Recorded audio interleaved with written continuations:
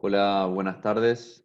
Bueno, volvemos a encontrarnos. La idea es comenzar con esta segunda gran pregunta que nos habíamos planteado y que ahora, en relación al mismo tema, ¿no? En relación entre el hombre y la eclesiología, tiene que ver con esta pregunta, ¿no? ¿Quién fundó la iglesia? ¿Quién quiso que surgiera? ¿Quién la sostiene y anima desde dentro, ¿no? Veíamos antes que lo más fundamental del hombre y de la iglesia tenía que ver con esa experiencia del amor que se revela plenamente en Cristo, ¿no? Y que eso de alguna manera está en el corazón de todo hombre, ¿no? Poder vivir ese misterio, ¿no? Y ahora vemos esto, ¿no? Que la iglesia de alguna manera ha sido fundada desde el seno de la Trinidad, es decir, ha sido querida y deseada por Dios, ¿no? Para pensar un poco esta temática vamos a remitirnos a una frase del Concilio Vaticano II que habíamos ya presentado la otra vez. Para eso vamos a compartir pantalla. Y vamos a quedarnos con esta frase del Lumen Gentium, esta constitución del Concilio Vaticano II que trabaja esta, y que reflexiona sobre todo, ¿no? Acerca del ser de la iglesia, ¿no? Acá aparece esta frase que nos habla de esta fundación de la iglesia. Dice, esta, es decir, la iglesia, aparece prefigurada ya desde el origen del mundo y preparada maravillosamente en la historia del pueblo de Israel y en la antigua alianza. Se constituyó en los últimos tiempos, se manifestó por la efusión del Espíritu y llegará gloriosamente a su plenitud al final de los siglos. Fin de la cita, ¿no? Esta frase, si la pensamos, nos ofrece como muchas pistas para pensar el ser de la iglesia, ¿no? En primer lugar, nos ilumina acerca de todas las cosas sagradas y que son deseadas por Dios, ¿no?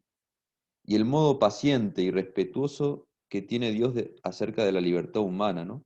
Es decir, Dios va gestando y haciendo las cosas en la historia, ¿no? Teniendo en cuenta nuestra participación libre, ¿no? Respetuoso de nuestra libertad, ¿no? Y así sucede con todas las cosas importantes, ¿no? Pensemos algunos ejemplos, ¿no? Si uno dice, bueno, si pensamos en nuestra vocación particular, por ejemplo, ¿no? Es decir, una profesión amada o la paternidad, la maternidad, la amistad o una comunidad concreta, ¿no? Y luego pensemos en esos verbos que están ahí subrayados, ¿no? Fíjense, ¿no? Esos verbos de alguna manera hilvanan y son momentos de la historia de algo que es importante, una cosa sagrada, ¿no? Es decir, si pensamos en una familia, por ejemplo, ¿no? Bueno, ¿cómo fue esta familia prefigurada, preparada, constituida, manifestada?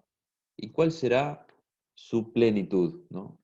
Fíjense que la plenitud tiene que ver con un verbo que es futuro, ¿no? Ahora también lo podemos pensar con la vocación profesional, no sé, el hecho de ser maestro, de ser médico, ¿no? ¿Cómo fue prefigurado eso? ¿Cómo fue preparado, constituido, manifestado? ¿Cuál llegará a ser su plenitud, ¿no? De alguna manera, si lo vemos así, recordando esta historia de su gestación, comprendemos que nosotros no somos los únicos hacedores o que nosotros maquinamos, ¿no? Esta realidad, ¿no? Es verdad que nosotros participamos de ella y que nuestras decisiones tienen que ver con esta historia, pero también ello se cimenta en un sí más profundo y más cabal que tiene que ver con la voluntad de Dios, ¿no? Y el sí de Dios, ¿no? De alguna manera, esto nos indica algo muy importante respecto de la iglesia, ¿no? La iglesia es, ante todo, iglesia de Dios, ¿no? Es decir, es de su propiedad, es fruto de su acción salvífica e histórica, ¿no? La iglesia es, ante todo, una realidad teológica, cuyo centro es Dios mismo que se revela plenamente en Cristo Jesús. Sin esta referencia a Dios mismo, a su voluntad salvífica, a Cristo mismo y al reino, sin esa referencia la iglesia, bueno, carece de significación, ¿no? Si se nos cae esa referencia, pierde significación, ¿no? la iglesia es, por tanto, la asamblea convocada por Dios mismo, o como dicen los evangelios, voy a citar algunas expresiones de los evangelios, ¿no? La iglesia es la iglesia del Mesías Jesús, es la obra milagrosa de Dios, o son los sarmientos, o es el rebaño de Jesús, o es el pueblo o el templo de Dios, o es el cuerpo de Cristo, ¿no? Como dice San Pablo. Es decir, la iglesia es algo que es de Dios, ¿no? Y al mismo tiempo, afirmar eso, ¿no? Decir que es de Dios, es afirmar también que la iglesia no es solo una configuración sociológica, ¿no? Fruto únicamente del pensamiento y de la voluntad del hombre, ¿no? Sin duda que participa, ¿no? Y esto lo hemos dicho, ¿no? Nuestra libertad participa de esta historia, pero tiene su referencia fundamental en Dios. Bien, este misterio de que la iglesia es de Dios, también vamos a ver que ilumina algo respecto de nuestra humanidad, ¿no? Nosotros podríamos decir, ¿no? A partir de esta frase, ¿no? Del Concilio Vaticano II y esta reflexión que hacemos de que la iglesia es de Dios, ¿no? Podríamos pensar esta partícula de, ¿no? Que en lingüística decimos es un genitivo que puede ser objetivo o subjetivo, ¿no? Es decir, la iglesia es de Dios, decimos, bueno, la iglesia tiene como fin a Dios, llegar a Dios, somos hombres convocados que caminan hacia Dios, pero tiene este otro significado que dice pertenencia, ¿no? Es decir, somos de Dios, somos de su propiedad, somos los suyos, como dice el Evangelio de San Juan, ¿no? Los suyos, ¿no? Entonces, pensemos esto, cómo ilumina nuestra vida humana, ¿no? La vida personal de cada uno, ¿no? Nosotros, en el fondo de nuestra esencia, también podríamos decir que cada persona es de Dios, ¿no? Es decir, no solamente que está orientada hacia Él y que tiene una relación con Él, sino que también es, de alguna manera, es de su propiedad. Es decir, somos de Dios, somos suyos. Y uno podría decir, bueno, esto parece como que niega nuestra libertad, porque si nosotros perdemos autonomía, somos de otro, parece que perdemos nuestra libertad, pero si nosotros lo pensamos a fondo y decimos que somos de ese amor, de esa libertad de Dios, si decimos eso, al mismo tiempo estamos diciendo, bueno, en el fondo nosotros no somos ni de nuestra familia, ni de nuestra cultura, no somos de nuestras situaciones de éxito o de fracaso, no somos tampoco de nuestros pecados, y en el fondo tampoco yo soy de mí mismo, sino que más fundamentalmente soy de Dios, ¿no? Y sucede como una especie de desprendimiento, ¿no? Una especie de extrañeza con nuestro ser. Bueno, ¿y qué significa eso de que nosotros somos de Dios, ¿no? En ese desprendimiento, en ese poner nuestro fundamento en otro, sucede que empezamos a ganar libertad respecto de todas esas situaciones que sin duda nos afectan y mucho, ¿no?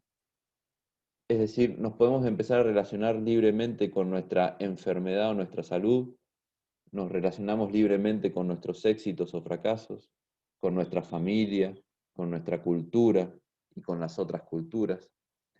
Es decir, poner nuestro fundamento de Dios nos libera y nos permite una relación más genuina con esas dimensiones del hombre, ¿no?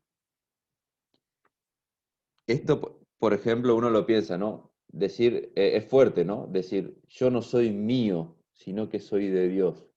Ahora, esto significa, no es que nos dejamos de hacer cargo de nuestra existencia, no, al contrario, empezamos a mirar nuestro destino no solamente desde lo que nos surge querer o desear, sino que es como que acompañamos nuestro destino con otro, ¿no? Es decir, con Dios, ¿no?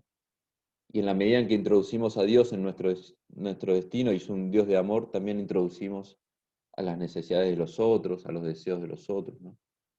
Pero nosotros vamos haciéndonos cargo de nuestro destino con otros, ¿no? Y escuchando qué es aquello que Dios quiere, ¿no? Bien, esto simplemente para iluminar y trabajar más a fondo, pero ahora me gustaría proponerles una propuesta de lectura, ¿no? Que nos va a ayudar como a seguir profundizando, ¿no?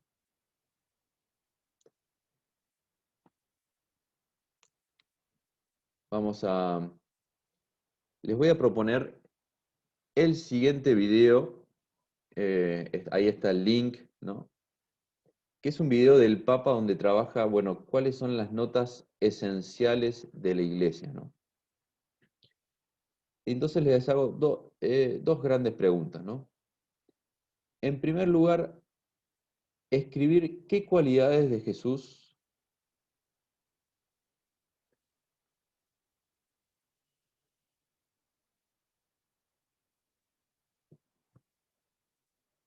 perdón, ahí está, ya me parecía que algo estaba pasando.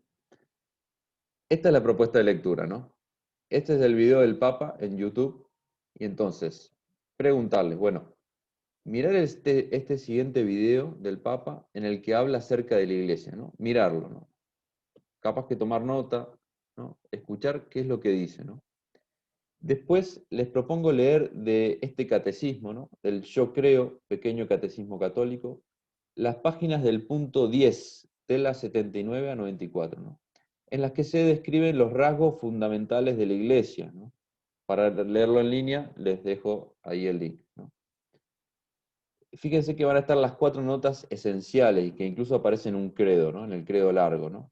Que es la Iglesia que es una, santa, católica y apostólica, ¿no? Y finalmente, el 3 señala alguna relación entre lo que dijo el Papa y los rasgos fundamentales de la Iglesia, ¿no? Bien, les propongo esta lectura. Ojalá que les ayude a seguir profundizando en este misterio de la Iglesia que nos revela también el misterio de nuestra humanidad. Nos vemos en el siguiente video. Hasta luego.